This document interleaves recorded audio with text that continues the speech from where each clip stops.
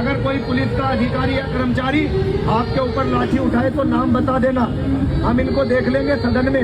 हमारी ताकत है सदन में, हमारे और भी नेताओं से लिंक है। अगर कोई आपको व्यक्तिगत परेशान करे, यहाँ से टारगेट करे, तो आप भी किसी एक का नाम देख लेना, उसका तबादला तो ऐसी जगह होगा उसको पानी भी नहीं मिलेगा पीने को। अब हमने ताकत बना ली है, हम गांव-गांव जा रहे हैं। दलित, मुस्लिम और पिछड़े समाज की अन्य जातियों के लोग जो अधिकारों से वंचित रह गए, वो जातियां हमारे साथ जुड़ रही है।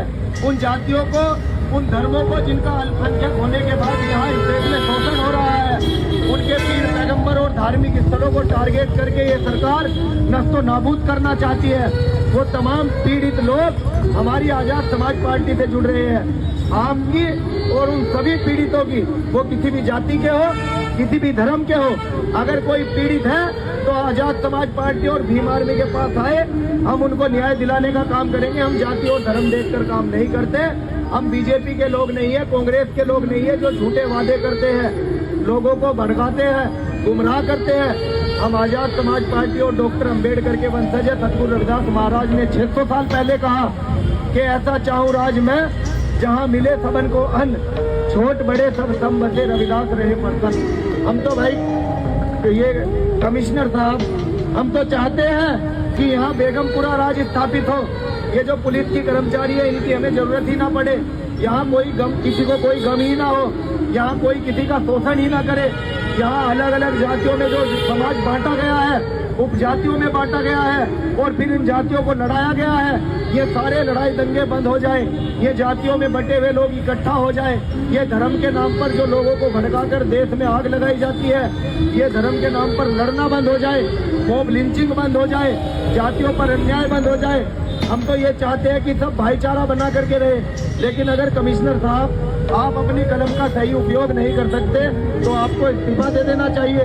हम आपका रास्ता रोकने नहीं आए, हम पीड़ित लोग हैं। सरकार और प्रशासन की ये जिम्मेदारी होती है, पुलिस की ये जिम्मेदारी होती है कि अगर कोई पीड़ित है उसे न्याय दे, उसका साथ दे, उसके साथ खड़े हो।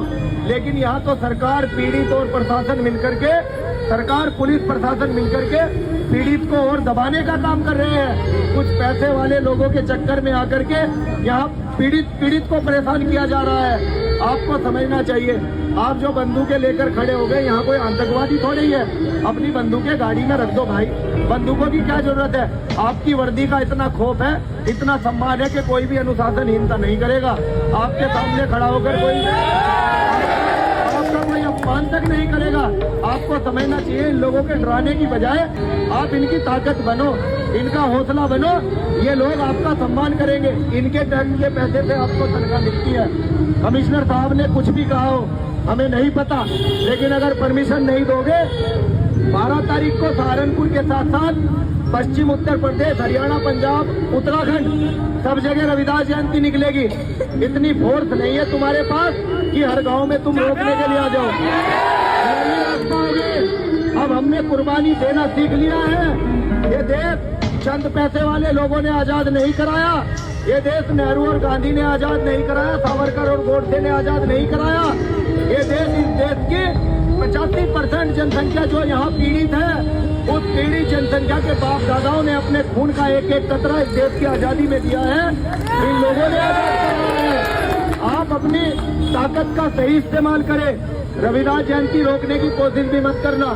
निकलेगी 10 पर मुकदमा लगाना। सरकार आ जाने के बाद भाई डरना मत। ये 2027 में सरकार बदल रही है। सरकार आ जाने के बाद ये जो सरकारी मुकदमे आपके ऊपर लगेंगे, ये पहली बार जब दस्तखत होगा, दलित, पिछड़े और मुसलमानों पर, जो बेगुनाह लोगों पर गलत तरीके से मुकदमे लगाएगी ये सरकार, पहला काम इन मुकदमों को हटाने का ही होगा। डरना मत।